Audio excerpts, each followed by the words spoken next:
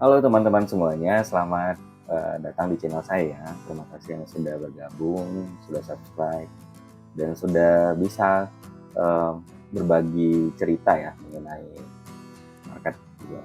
Nah, pada kali ini saya sedikit ingin memberikan eh, insight ya, bagaimana menilai dan menganalisa suatu pergerakan harga melalui footprint chart. Nah, sebagaimana teman-teman ketahui bahwasanya footprint chart itu merupakan suatu visualisasi ya, uh, rekaman antara transaksi buyer dan seller ya, di mana kita dapat menilai siapa yang paling lebih kuat ya pada saat rangka waktu tersebut.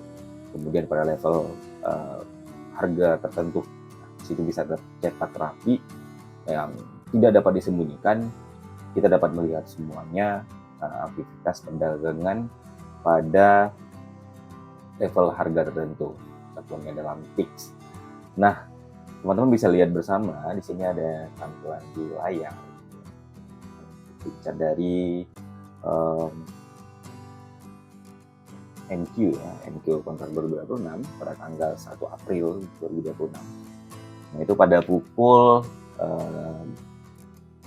8 ya, bukan pukul 8. Di sini teman-teman bisa lihat bahwasannya terjadi suatu reaksi ya, harga setelah menyentuh pada level value area high. Nah, saya itu melihat adanya suatu absorption ya di pucuk ya di candle tersebut, di mana itu merupakan salah satu indikasi bahwa harga akan sedikit melakukan pullback. Walaupun pada hari ini ya, hari Rabu ya, 1 April, bias secara keseluruhan masih dalam keadaan bullish di market index ya, terutama di S&P and Nasdaq gitu. Kemudian analisis selanjutnya itu saya juga menggunakan cluster statistik ya, dimana di situ kita bisa melihat total volume ya, untuk melihat total transaksi pada rangka waktu tersebut ya, pada level harga tertentu. Kemudian menilai siapa yang lebih agresif ya, siapa yang lebih dominan ya, dengan menilai pada indikator delta volume. Kemudian persentase dari delta itu sendiri itu juga terkait dengan menggunakan cluster statistik atau order flow statistik. Nah, saya open posisi di mana stop loss pada pertama itu di atas ya, imbalan dari buyer yang diabsorpsi, di mana terdapat ya di atas pucuk yang paling ujung itu ada imbalan buy ya. Imbalan buy ini tertahan oleh limit order dari passive limit ya, limit order. Jadi passive order ini yang menahan dari buyer itu nggak boleh naik lagi. Nah, tercetaknya itu ya di footprint akan terlihat berupa kontrak yang lebih besar ya. Namun harga tidak melakukan kelanjutan trend. Oke, yang belum tahu ini adalah salah satu bentuknya, maksudnya apa ya, untuk tabel ini ya, kolom cluster ini dia ada kiri dan kanan. Di kiri ada sisi jual ya, sisi penjual agresif, dan sisi kanan merupakan sisi pembeli yang agresif ya. Jika sebelah kanan itu disebut dengan S ya, kemudian pada footprint sebelah kiri disebut dengan bid. Jadi ini merupakan bid dan S ya. So, saya menggunakan kerangka waktu 5 menit ya. Sebagaimana kita ketahui yang terlihat di chart, itu pergerakannya sudah terlihat bahwa harga tertahan ya, buyer sudah diabsorpsi ya oleh limit dari institusi ya, passive limit. Di sini harga tidak melanjutkan perjalanan ke atas, maka saya mengambil keputusan untuk melakukan short entry ya. Nah, stop loss pada pertama itu di level dari swing high tersebut. Targetnya itu ada di VOC. By the way, ini yang merupakan volume profile sebelah kanan chart. Itu ada tampilan bar, itu merupakan volume profile, dan saya juga menggunakan tampilan dari down tipe of market sedang berjalan tersebut. Nah, target rasional yang memang nggak tamak ya, target rasional itu ada di area berwarna pink. Nah, ini merupakan POC, point of control. Jadi area di mana jumlah transaksi terbesar pada level harga dan jangka waktu tersebut. Nah, teman-teman bisa lihat bersama ya, setelah adanya rejection ya, kemudian diikuti dengan perubahan dari order flow statistik. Apa saja perubahannya? Nah, pertama itu pada candle sebelum dia melakukan rejection, kita dapat melihat adanya peningkatan dari total volume. Kemudian di delta volume juga positif ya, dan di delta percentage itu positif. Nah, pada candle rejection yang terakhir, yang putihnya itu ya, ini dia menunjukkan kepada kita bahwasanya harga sudah nggak mau lagi naik untuk sementara. Ya, mungkin belum di waktu yang tepat gitu loh.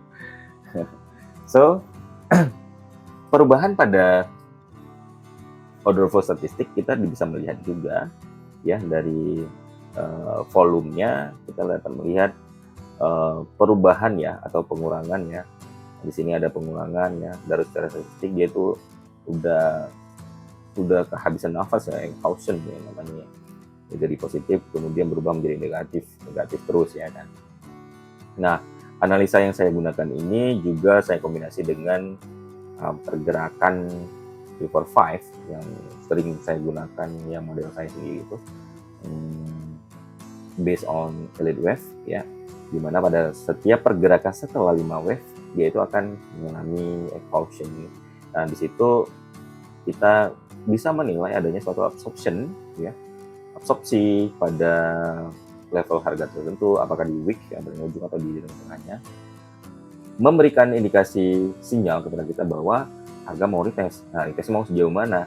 Nah, kalau kita itu tidak tamak ya, bukan prinsip tamak dalam hal scalping atau day trading, target rasional itu ada di POC ya. Nah, itu target rasional. Nah, yang terjadi di sini ya, memang adanya perlawanan dari buyer mencoba untuk masuk kembali ya, menekan harga supaya bisa terus terpompa ke atas ya.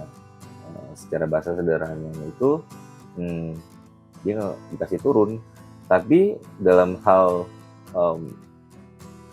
footprint ini sudah menunjukkan adanya suatu rejection yang sangat besar ya, di mana buyer sudah diabsorpsi oleh passive seller. Nah, on the top, jadi itu dipaksa turun untuk retrace terlebih dahulu. Retestnya kemana? Ya bisa ke POC, target yang nasional yang saya gunakan. Jadi di dalam order flow analysis kita itu bisa menilai dua hal, absorption dan exhaustion. Apa itu absorption dan exhaustion? Absorption dan exhaustion ini merupakan pattern pola pembalikan harga ya, reversal pattern tersebut. Nah, meskipun sama-sama mengarah pada perubahan arah harga, secara fundamental ya, secara dasarnya itu mekanisme itu berbeda. Nah, pemahaman yang mendalam tentang perbedaan ini sangat penting untuk menganalisis order flow yang akurat. Untuk apa? Supaya kita ada bekal ya untuk mendalami konsep kunci dari analisis order flow yang dapat kita gunakan untuk mengidentifikasi ya potensi pembalikan tren yang lebih akurat. Nah, apa itu absorption? Absorption itu terjadi ketika ada aktivitas besar ya, volume tinggi di market ya, yang biasanya dalam bentuk pembelian atau penjualan, namun tidak menghasilkan pergerakan harga yang jelas atau signifikan. Mekanismenya itu ya, terjadi penyerapan oleh pihak yang berlawanan. Nah, misalkan seperti contoh di dalam chart ini, kita dapat melihat ya, aggressive buyer ya mencoba masuk dengan lot yang besar, namun ditahan oleh passive seller ya, sebagai dinding pertahanan. Jadi dia nggak bisa naik lagi, cukup sampai di situ, ditahan oleh passive seller yang besar ya, seperti itu. Hanya dia akan tercetak di dalam footprint ya, berupa ya, pada contoh di chart itu buyernya on the top ya, namun harganya tidak melangkah lebih jauh, not follow through, seperti itu ya. Hal ini menunjukkan bahwa pihak yang ingin membalikkan tren, misalnya ya seperti di chat tadi itu ya, mampu menyerap volume. Nah, ciri khas dari absorption itu ya, volume besar di dalam satu atau beberapa ticks, namun harga bergerak lambat meskipun volumenya tinggi. Nah, pada chart kita bisa lihat juga di dalam order flow statistik ya, high volume di situ pada candle satu terakhir itu volumenya tinggi sekali ya, namun dia tidak mampu memberikan ya momentum lebih besar ya untuk melanjutkan tren bullish pada saat itu, sehingga harganya berbalik arah oleh karena ada dinding pasif yang menahan harga buyer untuk jauh lebih option higher seperti itu. Oke, kemudian yang kedua ada exhaustion. Apa itu exhaustion? Exhaustion ini didefinisikan sebagai penurunan drastis volume perdagangan atau kita sebut dengan dry up in volume setelah periode aktivitas tinggi ya, yang menandakan bahwa pihak yang sebelumnya dominan, misalnya di sini pembeli ya, buyer, telah kehabisan tenaga atau disebut juga dengan kelelahan seperti itu ya. Jadi kalau exhaustion itu dia terjadi perubahan volume yang secara tiba-tiba ya, kemudian terjadinya penurunan total volume ya dari positif tinggi ya misalkan di delta, kemudian menurun menjadi negatif, sehingga pihak yang dominan awalnya yang memegang kendali di dalam market, di dalam pasar itu dia sudah kelelahan ya, kehabisan nafas seperti itu. Nah, kemudian untuk menentukan auction reversal atau pola pembalikan arah, kita juga mempunyai analisis lainnya, di mana pada auction reversal kita mempunyai atau menganalisis dua volume sinyal kuat yang biasanya kita gunakan. Yang pertama sekali itu ada yang kita sebutkan dengan high ratio order flow exhaustion, dan yang kedua itu ada imbalance reversal, yang bersama-sama membentuk sinyal penolakan atau reaction yang sangat kuat seperti itu. Apa itu auction reversal? Auction reversal ya, pola penolakan harga yang sangat umum terjadi di market. Pertama kita melihatnya secara footprint ya. Jadi kedua pola ini terjadi ketika market mencapai titik ekstrim, baik itu di atas atau di bawah, dan kemudian secara tiba-tiba mengalami pola pembalikan arah. Kekuatan pola ini berasal dari dua hubungan kondisi utama ya, di mana seperti yang saya sebutkan tadi ada exhaustion dan dari pihak dominan dan munculnya ketidakseimbangan besar imbalan dari pihak berlawanan. Itu. Oke, mungkin di lain kesempatan kita bisa mencoba membahas lebih dalam ya, lebih detail ya. Apa itu yang dimaksud dengan high ratio order flow exhaustion sama dengan imbalance reversal. Ya, ciri-cirinya seperti apa, bagaimana syaratnya ya. Nah, akhirnya ya entry kita TP di POC ya secara maksimal ya. Kira-kira ada 1:2,5, salah ya.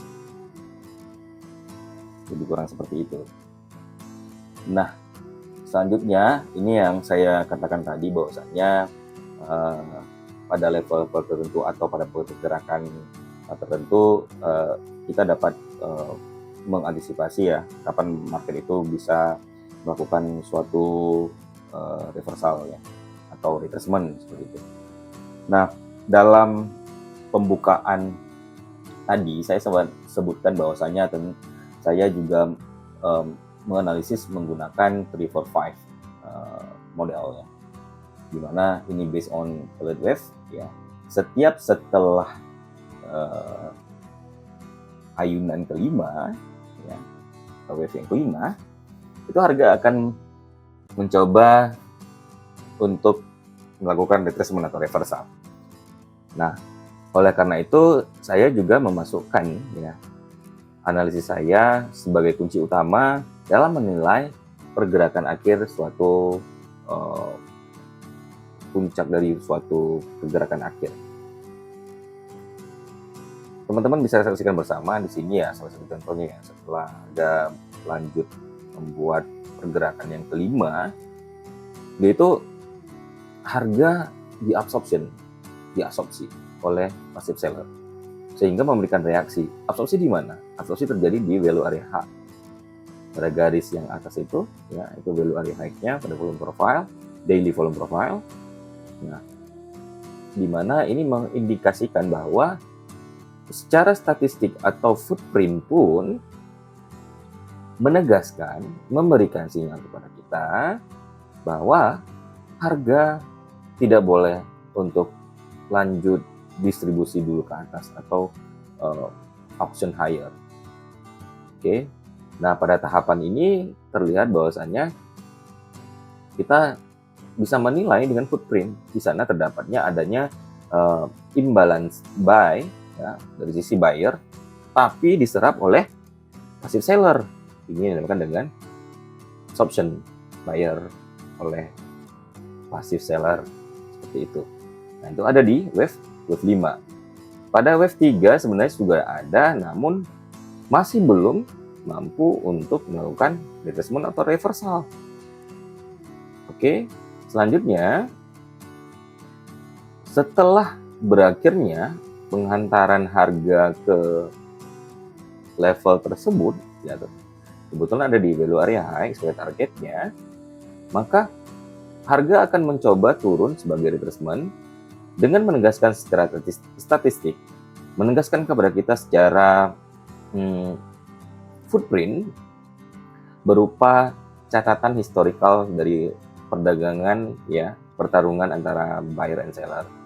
Di sini yang lebih dominan pada tahapan ini, sellernya lebih dominan. Kita dapat menilai dengan adanya suatu perubahan delta ya, delta dari positif menuju negatif, kemudian total volumenya itu menurun ya, kemudian dari sisi dominan itu buyer itu menurun, lalu terjadinya peningkatan volume dari seller ya, menegaskan bahwa hal ini berpotensi menjadi high probability setup untuk menargetkan perdagangan selanjutnya.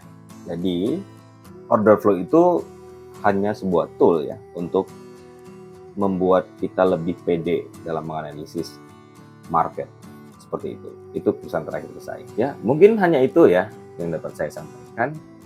Lebih dan kurang saya mohon maaf ya. Terima kasih sudah menyimak ya. Mungkin kita bisa sharing-sharing untuk lain waktu.